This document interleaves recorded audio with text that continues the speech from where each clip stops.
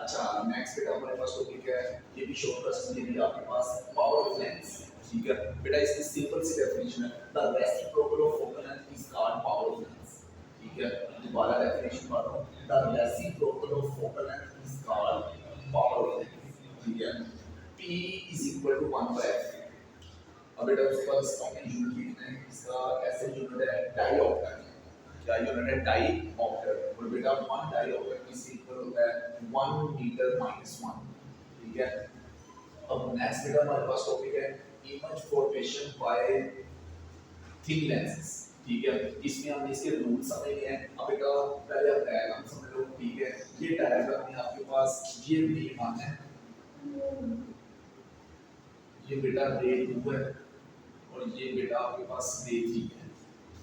ठीक है, ये जो दरमियान वाली लाइन है, आपको मैंने पहले बताया हुआ है कि ये प्रिंसिपल एक्सिस होती है। ठीक है, ये रे वन है, ये रे टू है, ये रे थ्री है। ये जो हमने लेंस यहाँ पे लिया है, ये बेटा कन्वेक्स लेंस लिया है। कन्वेक्स लेंस की कंडीशन मैंने आपको बताई है कि ये जो लेंस होता है, जो एजेस है, ठीक है, वहाँ से होता है थिन, और बेटा जो मिडल है, जो दरमियान से वो थिक होता है। ठीक है, ये जो रियल इमेज है, ये बेटा प्रिंसिपल एक्सिस की लाइन है, ये मैंने लिखा हुआ है। ठीक है, ये आपका ऑब्जेक्ट है, जहाँ पे आप ऑब्जेक्ट रखते हैं। ठीक है, ये लेंस है। ठीक है, अब बेटा हम इसके रूल्स पढ़ते हैं।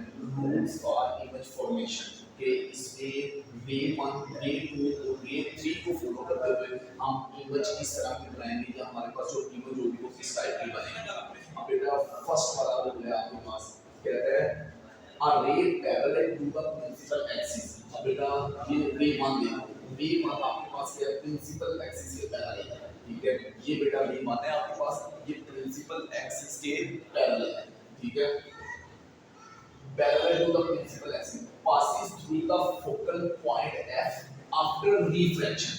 अब बेटा ये वाली जो रे 1 है आपके पास, ये जब लेंस में से टकराएगी, ठीक है, ये जब मीडियम है, लेंस है, ये जब लेंस में से पास करेगी तो कहता है कि डिफ्रैक्शन हो जाएगी। कहां से? फोकल पॉइंट से।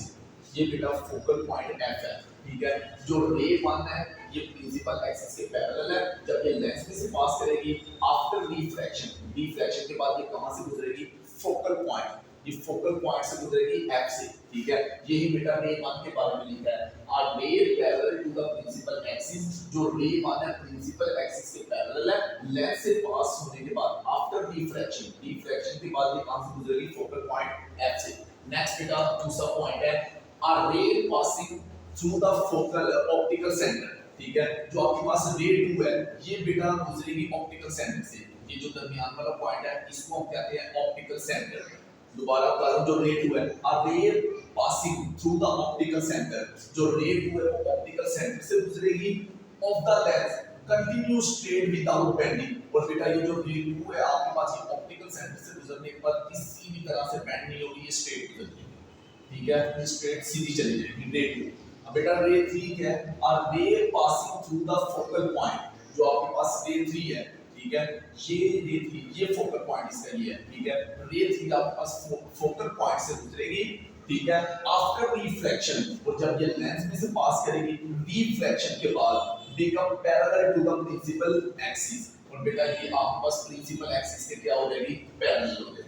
ठीक है, अब बेटा इसमें हमने 3 रेज देखी है। जो फर्स्ट रे है वो प्रिंसिपल एक्सिस के पैरेलल है, लेंस में से पास करेगी तो फोकल पॉइंट में से गुजरेगी। ठीक है, आफ्टर रिफ्लेक्शन। जो रे 2 है वो ऑप्टिकल सेंटर से गुजरेगी। ठीक है, ऑप्टिकल सेंटर से, और बेटा किसी किस्म की बेंडिंग नहीं होगी, स्ट्रेट गुजर जाएगी। जो रे 3 है बेटा वो फोकल पॉइंट में से गुजरेगी, जब वो रिफ्लेक्शन के बाद लेंस में, तो वो प्रिंसिपल एक्सिस के क्या हो जाएगी? प्रिंसिपल एक्सिस के पैरेलल हो जाएगी। ठीक है, ये बेटा 3 पॉइंट है।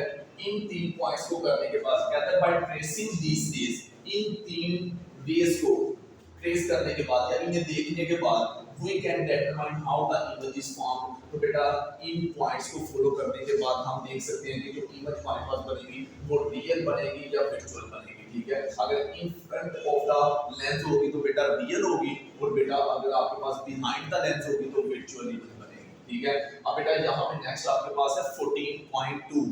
14.2 में ये आपके पास टेबल है। ठीक है, ये बेटा जो पूरा टेबल है ये आपने एमसीक्यूज के लिए करना है। ये एमसीक्यूज के लिए बड़ा अहम पॉइंट है। इस टेबल को ये मैंने यहाँ पर लिख भी दिया है। 14.2 टेबल है image formation by a convex lens. ये आपके पास टेबल है ग्रीन बॉक्स में।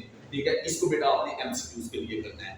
ठीक है बेटा, तो ये आज का हमारा टॉपिक था पावर ऑफ लेंस और बेटा image formation by the lenses. ठीक है, नेक्स्ट टॉपिक के साथ बेटा इंशाल्लाह नेक्स्ट लेक्चर में मिलते हैं।